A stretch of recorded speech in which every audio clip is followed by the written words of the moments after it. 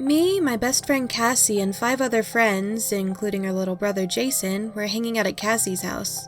There's a house that is about a mile down the road from where Cassie lives that everyone says is haunted. We never thought much of it until the night of Cassie's 15th birthday party. We all walked to the old house and were looking down the well when Sandra decided that she wanted to go back because she was creeped out. So everyone but Jason, Cassie, and I went back with them. Cassie and I sent Jason back to the house to make sure they got back safely. We stayed in the house in case they decided to turn back around. It was pretty easy to get lost, and they didn't know the trails. Jason came back and said they didn't make it back. It had been 30 minutes, and they should have been back at Cassie's in 5. We went to the back of the old house to see if they had returned, and they hadn't, so we went back inside. Suddenly, we heard a loud crash in the kitchen. Cassie and I both jumped. We yelled for our friends, thinking maybe they were inside, but there was no answer. The wind hadn't blown all day, but now the wind was blowing really hard. We heard a soft whisper saying, "Hello," and I grabbed Cassie's arm. We started towards the living room where the front door was. When we got to the living room, there was something in the middle of the room between us and the door. It looked like the figure of a girl. She was kind of smoky, almost. We could see through her, but there was definitely someone there.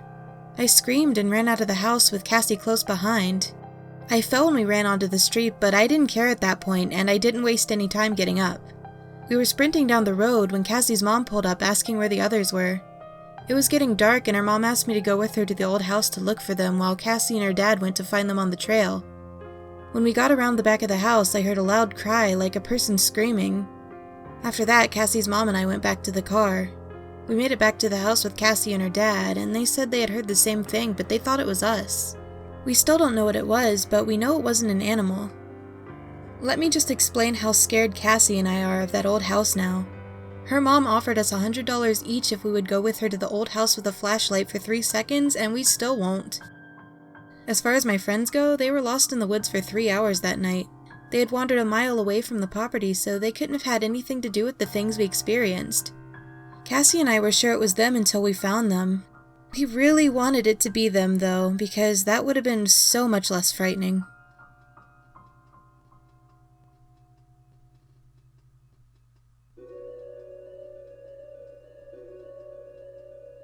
In 2010, I went to my friend Danny's Super Bowl party. I was 20 and she was 18 at the time. Her little stepsister, Catherine, who was only 7, was over too. We weren't that interested in the Super Bowl, but the other adults were. All 3 of us just sat down on the couch wondering what to do.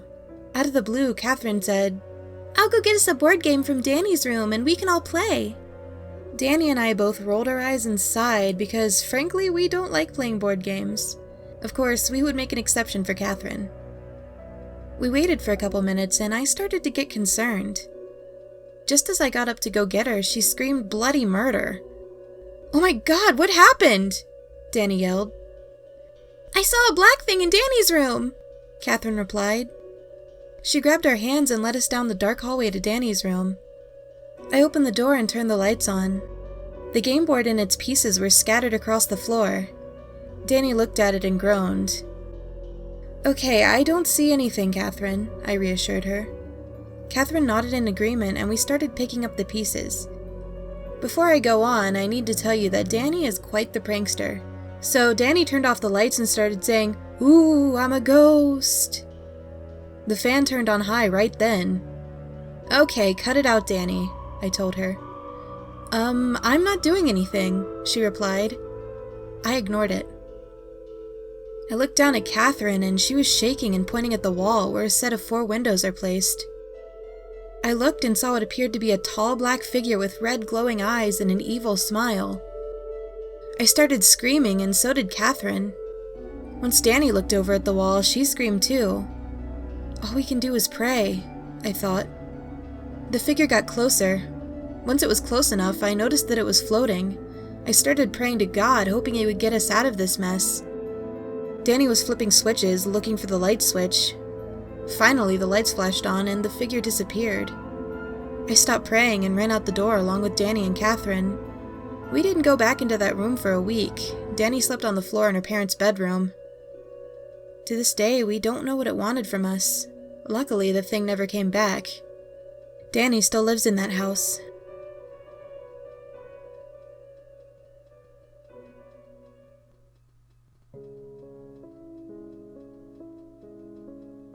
As a teenager, I was always into Halloween and all the fun that surrounds that occasion. In high school, I had a group of friends that I always had such a great time hanging out with. We lived in Amherstburg, Ontario, Canada. Amherstburg is a small historical town just 20 minutes south of the Detroit-Windsor Tunnel. The town is a very popular hotspot for all sorts of paranormal and other odd activities. We had a lot of fun exploring these places. Because of the wars and history of the area, it's almost impossible to walk around and not be standing in either an old battlefield or an ancient Indian graveyard. After a series of bad events that scared the wits out of us, we all stopped. It's been a long time since then, and I'm enjoying the opportunity to tell our stories about what happened to us. In this event, we were actually not looking for any trouble or even remotely investigating any paranormal activity. We'd had a recent bad brush with a Ouija board, and all the scary stuff was off the itinerary. During the fall, the lake was ideal for swimming in. Believe it or not, Lake Erie was clean at the time. To have fun, we would often go to a nearby beach and party. This particular beach is about 8 minutes south of Amherstburg. It's at the transition point where the Detroit River dumps out into Lake Erie. The land cuts out into a shallow bay, and the water is only about 6 feet deep for as far out as 100 or 150 feet. The area around the beach is a wooded area. It's a land dam between the inland swamps and Lake Erie. It consists of a wall of dirt with a path on top. To the north is a large floodplain and forest and swamp. To the south is an old forest with a sandy floor that leads right to the beach. The actual beach is narrow, only about 40 to 60 feet wide at its widest point. In some areas, the forest would end right at the surf. This area is famous for its shifting sandbars and its changing tide. Twice a year, the tide would pull out, leaving a 60 to 100 foot exposed shoreline. Then the surf will come rushing in, and in a matter of minutes it returns to the original level. The beach forest area was about a mile long and broken into 4 separate areas by large stone jetties. This made several smaller alcoves along the shoreline where you would have isolated beaches. It was on one of these beaches that we would have our parties. It was the perfect place. It was very isolated, and for me, it was a modern-day Eden. The trees were large and had low-hanging branches. The forest had a bounty of wild raspberries, strawberries, and grapes. Although I had been going to this place for years without any kind of paranormal trouble, this place did have a very significant history. This beach has always been the washout area for anything floating downstream in the Detroit River. As a kid, each year there would be 2 or 3 bodies that would wash ashore just after the winter thaw. We had many things wash ashore there. Some of my favorites were the clusters of giant trees that broke free, creating floating islands of roots. Some were very large and could be tied off to a land tree and played with as your own floating tree fort or swimming platform. Once, after a great storm, a large yacht got caught in the shallows between a sandbar and the shore. It was a marvelous ghost ship. Well, no ghosts were on board. The yacht just looked really creepy. It was made from wood and probably from the 40s or 50s. It had a tugboat look with a top cabin and a captain's deck on top. If you've ever watched the original movie Jaws, you'll probably know what it looks like. It was almost identical to the boat at the end. This boat had been sunk many years ago and had been underwater for a long time. It was full of zebra mussels and the paint was flaking off of the wood. The recent storm and currents must have moved the boat into the shallows, and it popped back up. I'm not a nautical man, but I've been told that old wooden boats sometimes rise from the bottom of the lake under the right conditions. The boat stayed for about a week and was gone again in the next storm. Needless to say, that beach is an area where, in the past, many ships have washed up. Very close to this area is a rock shoal in the lake that is famous for sinking maritime ships. Local lore has it that the dead bodies find themselves washed up on the beach and their spirits never leave. This particular event happened in early fall. We had buried our alcohol stash in the surf to keep it cool and returned later that night to party. We had a small fire in a camp area and usually had a blast, but this night was different than others. It was a very dark night and the normal forest sounds of birds and crickets were silent. Even the moon was orange and dim. We started off with 6 of us, and we were just listening to music. After a while, we set out to find areas appropriate for a ladies' room and another for the men. This is when we had our first indication that something was wrong. Finding a discreet place for the washroom required us to journey out into the forest a little deeper than usual. The forest ground was mostly sand, and walking in it produced a very soft sound. Only on occasion would you step on a dry leaf or brush a low-hanging bush and actually make a sound. The forest was fairly thick, but it didn't have much underbrush, so it was easy to navigate. Once you moved away from the beach, the gentle sound of the night surf disappeared. This is also where the forest would feel very surreal. The air was fresher and crisper, and the moonlight filtered through the treetops, producing a candlelight atmosphere. Normally, this was a very romantic place. Funny how most of the elements that make a place romantic can also make it so scary. This night, the forest was full of dark, shadowy areas that the dim moonlight would not penetrate. There were 3 of us guys navigating the forest. We were all fairly stout boys and had backgrounds in scouts and camping, and for the most part were very sensible. We were not easily bothered by the spookiness of being in a forest at night. But I remember a few comments about how eerie the night was under the odd moon and how the girls must be very scared, seeing as they were also alone in another part of the forest. I remember we did have a brief chuckle over the idea of scaring them, but we knew that would not lead to a good night, so we behaved. Being guys, we found our bathroom fairly quickly, as any bush would do. I think we actually made the effort to find a discreet location, but only because the girls seemed offended by the idea of us taking a leak in the surf or on a nearby bush. So we pretended to be civilized and found our location. After completing our business, we started back to the campsite. On the way back to the beach, we all thought we heard footsteps close behind us. We suspected the girls of the same prank idea we had entertained earlier, but with a little investigation, we couldn't find anyone. Still, the footsteps seemed to follow us to the camp area. One of my friends called out to the girls to see where they were.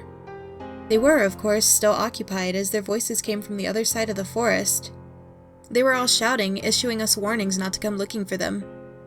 We could account for all the girls' whereabouts now, so we knew it wasn't them behind us in the bush. Immediately, I thought it was another kid from the neighborhood or some prankster. Or worse, some misfit looking for trouble. We all grabbed a thick branch and took a quick walk to flush out anyone in the area. After a few minutes, we didn't find anything. Even the sand showed no trace of another person's footsteps. We returned to the fire and started drinking. The girls eventually returned as well, and we all started to drink again. As things were getting back to normal, one of the girls asked if we had anyone follow us in the forest. The girls told us that someone had followed them too. This was too weird and too coincidental to happen to all of us. We decided that the party was off. We were set to find our mystery person who was lurking in the woods. In our alcohol-induced genius, we figured we would use the girls as bait. We left one of my guy friends there to complete the picture while I and my other friend quietly slipped into the forest. We circled around to ensnare our would-be stalker. It took some time, but eventually I got in behind the campfire area and settled myself in the dark shadows. I was behind a very large willow tree and could see the campfire glow through the trees in front of me. I could hear the girls and guy talking. I scanned the forest in front of me looking for an outline of our stalker, but nobody was there. Now, standing out in the dark forest alone looking for some mysterious person gets one thinking, wait, who's hunting who?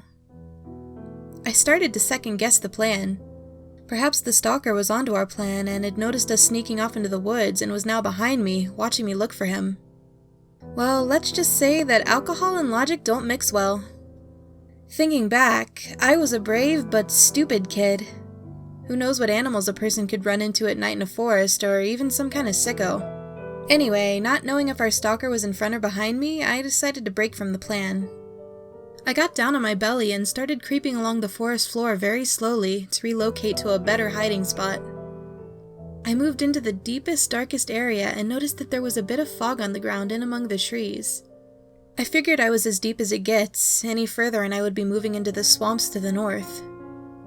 I settled in for a few silent moments. After a while of absolutely nothing, I decided to go back to the campsite. As I stood up and set myself to walk towards the camp area, a dark face appeared, looking straight into my face. I stumbled back to see a shadowy figure hanging down from the tree I was sat under. He was watching me. He was crawling down the tree, but had noticed that I saw him and had stopped moving. I remember that I could see him as clearly as the tree. For a second, I was frozen. I knew what I was looking at, but I could not convince my body to react like I wanted it to. I wanted to run, but I just couldn't move. After the longest second, I was able to move my legs and started running towards the camp. I quickly moved into the brightest areas of the forest that would make a path to the beach. I tried to keep the shadow in view, but he quickly disappeared. I soon started seeing him looking out from behind other trees. That's when I realized that there was more than one shadow in the forest.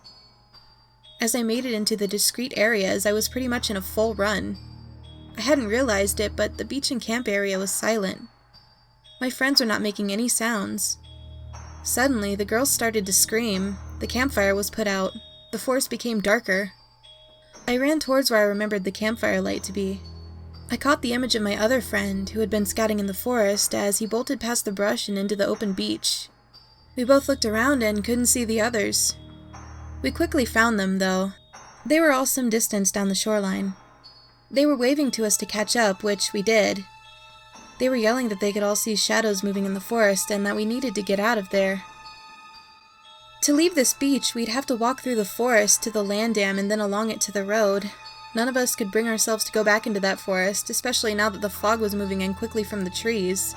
Even the lake had fog moving in from it. We knew we were going to be trapped in the fog if we didn't get out quickly, but we were not going through that forest. We were all very scared and made a semi-desperate break for the water. The water wasn't deep, but it was very cold.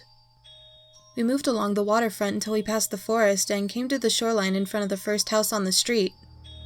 We climbed up the rock wall and ran across their yard back to our cars parked at the road. Even as we left and the car's headlights lit up the area, we could see things moving around in the fog. I think we all really wanted to contribute this event to the alcohol, even though we didn't consume very much at the time. We considered this a 7 on our scary shit meter, making it one of the scariest things we had seen up until that point. We didn't think it at the time, but I'm sure it was connected to the Ouija board incident we'd had.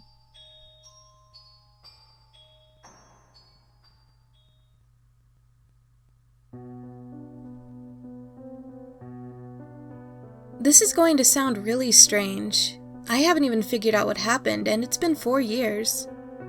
This all started when I was 11 years old. My best friend Sophie was having a birthday party, just a small one. She had invited myself, Taylor, Talia, and Sasha. Altogether, there were 5 of us. It was a sleepover party, and at about 10 p.m. we were pretty bored, so we decided to play murder in the dark. Taylor was it, so we blindfolded her and stood her next to the light switch. It was her duty to turn it on and off. She pulled the blindfold down and gave us 5 seconds to think about where to hide. In these 5 seconds, we never thought. We just ran to the area in Sophie's room where we wanted to hide. Sophie decided to stand up on her in-bed rail and wedge herself into the corner of the room. This is my personal favorite spot, as they could never find you. Sasha stood behind Sophie's bedside dresser, so that left me and Talia standing in the center of the room. I decided to hide in Sophie's closet. We had one rule regarding that closet. We weren't allowed to close it completely at any time during the game, so as not to give away whether or not someone was hiding there. I ducked inside and pushed my way quietly to the back of the closet. At this point, Taylor flicked the light switch and started counting really slowly. 1. The only source of light I had was from a crack in the closet where the moonlight was seeping in. 2.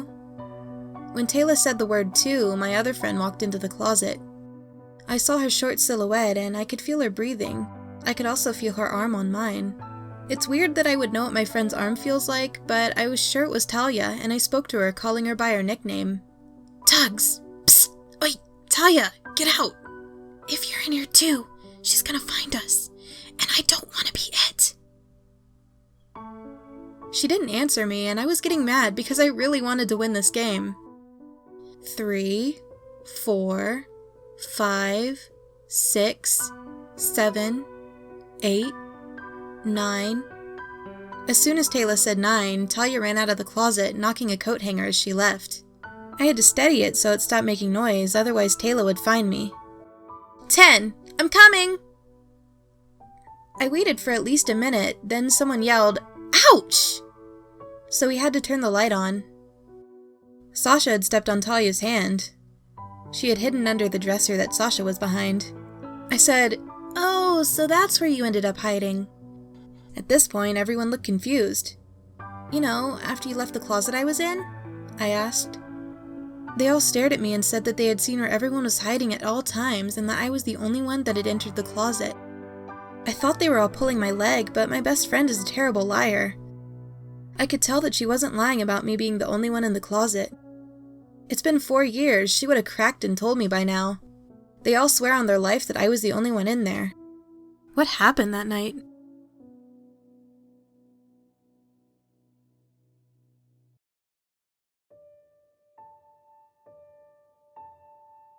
It was about 1:30 a.m. on a Saturday, and I had a bunch of my friends over for a sleepover. We stayed up all night and we were camping out in my backyard. I said, "Hey guys, I have to use the bathroom. I'll be right back." I walked into the house and went up to the second floor. Then I heard footsteps walking up the stairs. I thought it was my friends trying to pull a prank on me, so I ran into my room and put on a mask. I could still hear the footsteps. I went up to the top of the stairs and jumped out and screamed to scare my friends. Nobody was there. I heard the footsteps again, but this time they were coming from upstairs. It hit me that it was probably my parents, so I went upstairs to see what they were doing. When I got up there, again, nobody was there. I went into my parents' room, but they were sleeping. I ran out onto my balcony to see if my friends were still in the backyard, and they were all still there. I didn't know what to do. I thought that maybe it was a robber, so I ran into my parents' room and woke them up. My mom ran into her closet and got her gun, and my dad checked all the doors. He said they were all locked. They said I was just tired and I was hearing things. I thought that they were probably right. At that point, I went into my backyard and we continued to party. At about 5 a.m., I got out of my tent to stretch. Everyone else was sleeping. I went out and sat in a chair. I looked up at my house and saw a dark figure looking at me through one of the windows. I stood up to get a closer look, but right when I stood up, it vanished. I told my friends, but they didn't believe me. The next time I had a party, the same thing happened, but this time my parents saw it. They called a psychic and she said that it was the spirit of the person who had owned the house in the 1700s. According to her, he had fallen off a balcony at my house during one of his parties. She also said that he was angry because we were having parties at his house. A few years later, when I was about 15, the same thing happened during a high school party. This time, it was bad. My friend went to use the bathroom, and when he entered the bathroom, the door shut behind him and locked. When we got the door open, he had a scratch on his face. He said that someone or something had attacked him. We quickly moved from the house after that. We had a church right next to my house, and after we moved, the church bought the house and used it for a priest. The priest did an exorcism, and there were no more reports of a ghost. Even then, I will never forget my experiences there.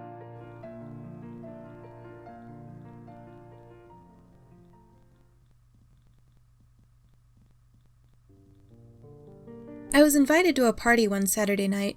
Just a couple of friends getting together for a few drinks and having a good time. That's all I was told about the party. The party was taking place at Beaudesert, Queensland, just outside of Brisbane, Australia. I arrived at the party to find out that it was already underway. The party was on a property of 50 acres or more, not sure exactly how big it was.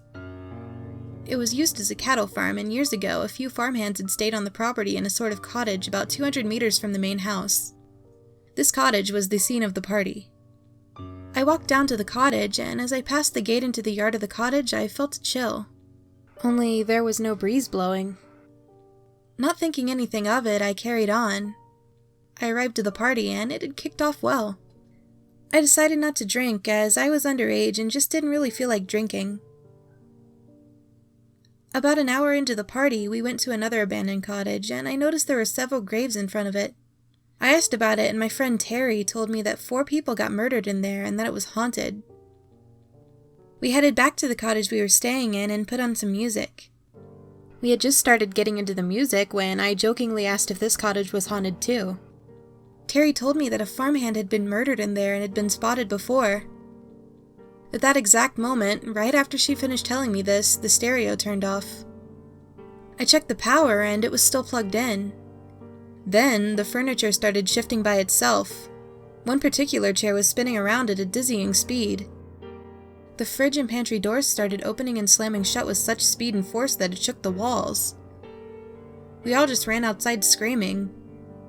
When I was outside, I looked into the window and I swear I saw a face glaring at us. Since this experience, I am a firm believer in ghosts and the science behind them. I'm trying to start a ghost hunting group so I can understand more about them. As I mentioned earlier, I wasn't drinking, so I couldn't have just imagined this. All of my friends were there as well, and they all experienced the same thing I did. Later, I asked them if they felt the air get colder as they entered the yard, and they all said yes.